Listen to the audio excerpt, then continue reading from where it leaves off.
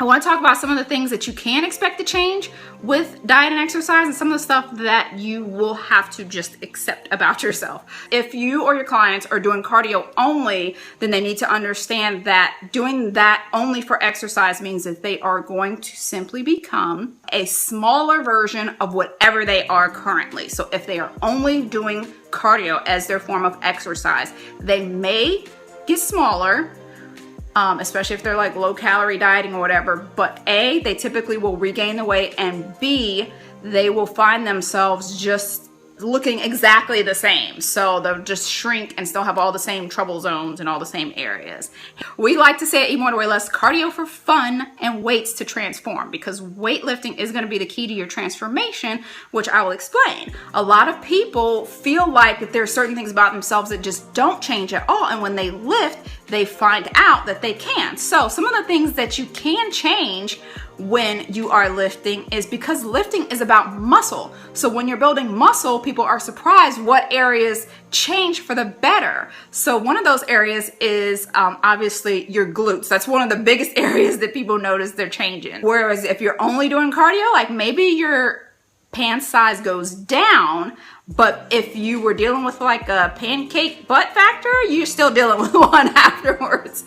But if you're lifting, one of the first things that people notice is the change in how their jeans fit, and that's because they're getting a lift in that area. So you can change things that are muscle related. So your butt will lift and get perkier, even if you typically don't tend to have one. Now, some people may have to work harder than others for this to happen, but that is something that can actually help because your glutes are a muscle. Like, that is one of the biggest muscles, are the muscles in your legs. So you can look for changes in your butt.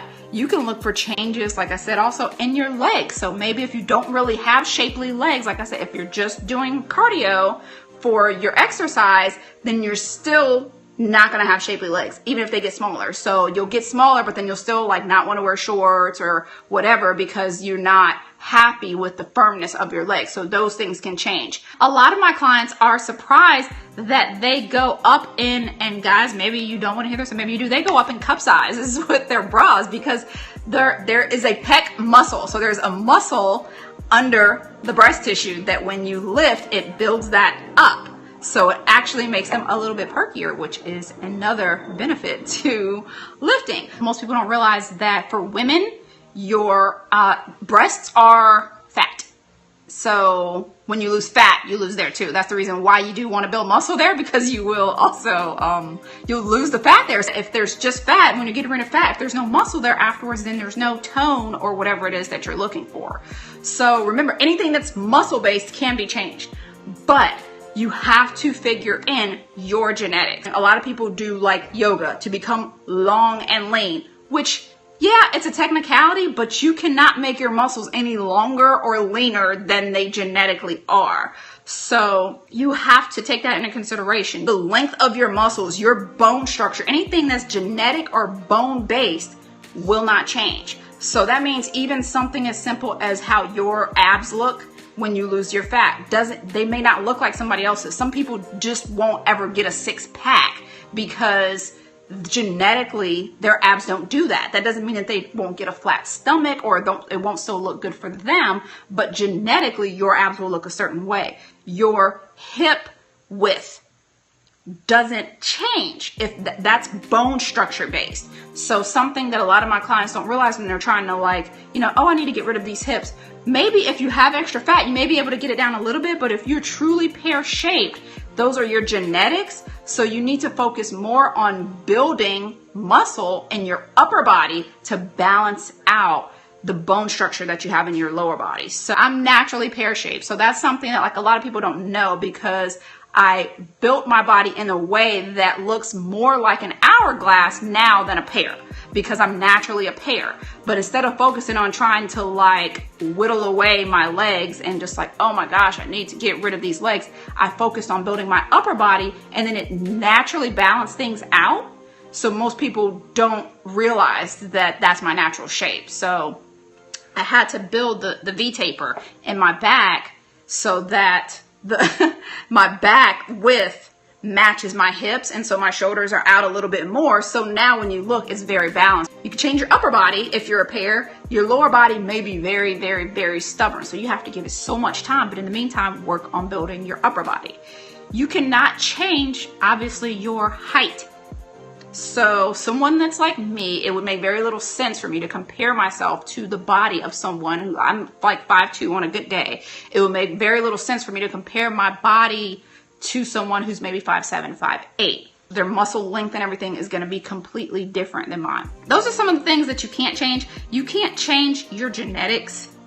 You can't change your hip width, your height, your length of your muscles. Different people's muscles are shaped differently. You'll notice like some people, like even with biceps, some people can get like a peak on their bicep and some people don't. It's just like always like really rounded. Some people can build muscle faster than others, but that doesn't mean that everyone cannot build it. It's just that the way that it looks on you is going to be different. But there are things that everyone can do, and there are things that we have to know are just individual to us, like thigh gaps. That is genetic. People are like going crazy over this like whole thigh gap thing. Like it's just their pelvic bone structure. That's not something that you can like change. And the same thing with a lot of these pictures of people with like abs. Like unless you have like a rib removed, you're not going to look like those pictures.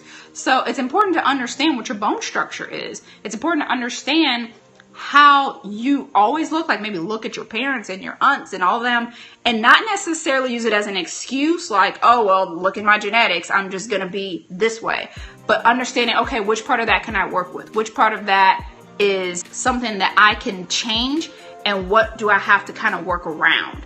Because like some people are naturally thin and they have to work harder to gain muscle and get like more like curvy muscles, and then other people have to work harder, like me, to be small. I'm endomorph, if you're familiar with body types, which means that I naturally carry a higher body fat percentage. Like that's my genetics. So that's something that I know. I'm not going to compare myself to someone who naturally carries a very, very low body fat percentage. I know that I have to work harder to keep my body fat percentage low, just the way they have to work harder to be able to develop muscle as easily as I do.